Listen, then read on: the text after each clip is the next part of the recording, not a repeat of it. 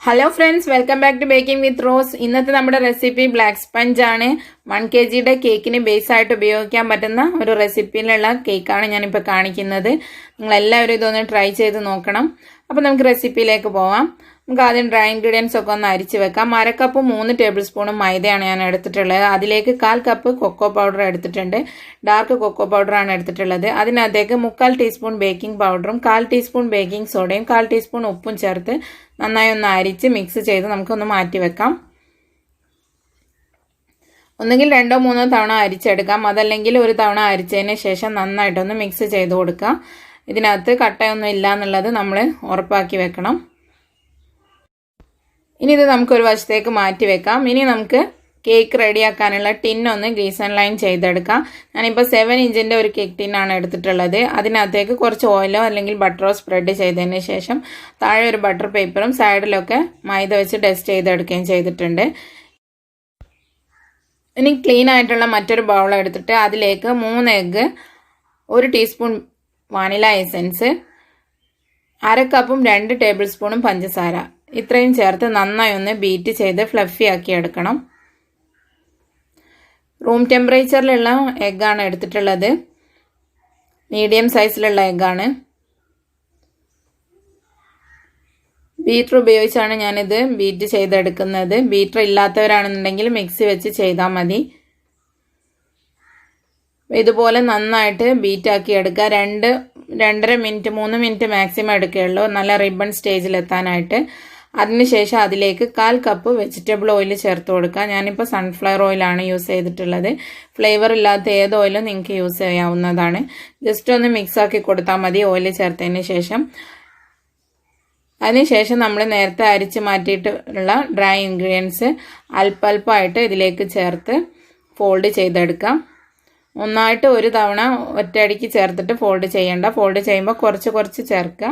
എന്നിട്ട് അത് നന്നായിട്ട് ഫോൾഡ് ആയതിന് ശേഷം മാത്രം അടുത്തത് ചേർത്തിട്ട് ഫോൾഡ് ചെയ്യുക. നമ്മൾ ഇതുപോലെ ഇങ്ങനെ ഫോൾഡ് ചെയ്യുന്നതിൻ്റെ കൂടെ തന്നെ നമ്മൾ ഇതിനകത്തേക്ക് 3 ടേബിൾ സ്പൂൺ പാല് കൂടെ ചേർക്കുന്നുണ്ട്. അതുകൂടെ ഇതിലേക്ക് ചേർത്തിട്ട് ഫോൾഡ് ചെയ്ത് കൊടുക്കണം. ഇടവിട്ട് ചെയ്ത് കൊടുത്താൽ മതി. കുറച്ച് മൈദ ഫോൾഡ് ചെയ്യുക. അതിൻ്റെ കൂടെ അത് നന്നായി മിക്സ് ആയി കഴിഞ്ഞാൽ കുറച്ച് പാല് ചേർത്തിട്ട് ഫോൾഡ് ചെയ്ത് കൊടുക്കാം. ഈ ഒരു സ്റ്റെപ്പ് വളരെ മെല്ലെയാണ് നമ്മൾ ചെയ്തെടുക്കേണ്ടത്. എന്നാലേ നമ്മൾ ഫ്ലഫി ആക്കിയിട്ടുള്ള എഗ്ഗ് അതുപോലെ തന്നെ നമുക്ക് ആ ഒരു ഷേപ്പിലും ആ ഒരു കൺസിസ്റ്റൻസിയിലും മെയിൻറ്റെയിൻ ചെയ്യാൻ പറ്റുള്ളൂ. അല്ലാതെ നമ്മൾ പെട്ടെന്ന് ഇത് ചെയ്ത് കഴിഞ്ഞാൽ എഗ്ഗ് നമ്മൾ ഫ്ലഫി ആക്കിയതെല്ലാം താഴ്ന്നു പോകും. അപ്പോൾ നമ്മുടെ കേക്കിന് സോഫ്റ്റ്നെസ് കുറയും. ഇപ്പം ഞാനിവിടെ പാലും അതുപോലെ തന്നെ ഡ്രൈ ഇൻഗ്രീഡിയൻസും മുഴുവനായിട്ടും ചേർത്ത് ഫോൾഡ് ചെയ്തെടുത്തിട്ടുണ്ട്. ഇനി നമുക്ക് ഇത് ബേക്ക് ചെയ്യാനായിട്ട് ടിന്നിലേക്ക് മാറ്റാം. അപ്പോൾ നമ്മൾ ഇത് ഫോൾഡ് ചെയ്യുന്നതിന് മുൻപായിട്ട് ഓവന് പ്രീഹീറ്റ് ചെയ്യാൻ വെക്കണം. ഓവനിലല്ല നിങ്ങൾ ചെയ്യുന്നതെങ്കിൽ നിങ്ങൾ സ്റ്റൗ ടോപ്പിൽ വെക്കുന്ന പാത്രം അത് പ്രീഹീറ്റ് ചെയ്യാനായിട്ട് വെക്കുക. ഞാനിപ്പോൾ 10 മിനിറ്റ് 180 പ്രീഹീറ്റ് ചെയ്തതാണ്. അതിനുശേഷം 160 ഈ കേക്ക് ബേക്ക് ചെയ്തെടുക്കുന്നത്.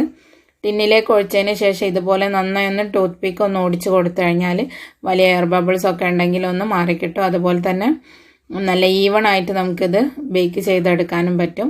അപ്പോൾ ഞാനിൻ്റെ ഓവനകത്ത് 160 35 മിനിറ്റാണ് ബേക്ക് ചെയ്യുന്നത്. ഓവൻ ഇല്ലാതെ ചെയ്യുകയാണെങ്കിൽ ലോ ഫ്ലെയിമിൽ 45 മിനിറ്റാണ് ബേക്കിംഗ് ടൈം വരിക. അപ്പോൾ 35 മിനിറ്റ് ബേക്കായിട്ട് വന്നിട്ടുള്ള കേക്കാണിത്.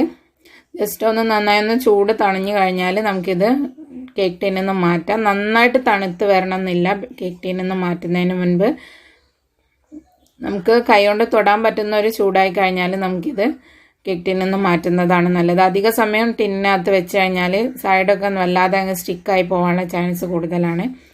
ഇതുപോലെ ഒരു നൈഫോ അല്ലെങ്കിൽ മറ്റെന്തെങ്കിലും ഒന്ന് സൈഡിലൂടെ ഒന്ന് ഓടിച്ചു കൊടുത്താൽ സൈഡൊക്കെ ഒന്ന് വിട്ട് കിട്ടും. അതിനുശേഷം ഒന്ന് ഫ്ലിപ്പ് ചെയ്ത് കൊടുക്കാം. എന്നിട്ട് നമ്മൾ താഴെ വെച്ചിട്ടുള്ള ബേക്കിംഗ് പേപ്പർ അല്ലെങ്കിൽ പച്ച്മെൻറ്റ് പേപ്പർ എന്താണോ നിങ്ങൾ വെക്കുന്നത് അത് റിമൂവ് ചെയ്ത് കൊടുക്കുക.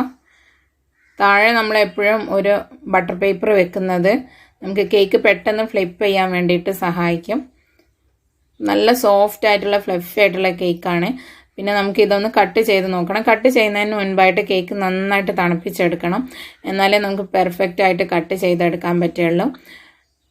ഇതുപോലെ ഒരു 3 ലെയർ നമുക്ക് ഏകദേശം ഒരേ കണക്കിലുള്ള ഒരു 3 ലെയർ നമ്മളൊന്ന് അഡ്ജസ്റ്റ് ചെയ്ത് പിടിക്കുക. എന്നിട്ട് നൈഫ് ഒരു സ്ഥലത്ത് തന്നെ അനക്കാതെ വെച്ചാൽ മതി. മറ്റേ കൈ കൊണ്ട് നമ്മൾ കേക്കിനെ ഇങ്ങനെ തിരിച്ചു കൊടുത്തു കഴിഞ്ഞാൽ ഈവൺ ആയിട്ടുള്ള ഒരേ തിക്നെസ്സിലുള്ള ലെയേഴ്സായിട്ട് നമുക്ക് കട്ട് ചെയ്തെടുക്കാൻ പറ്റും.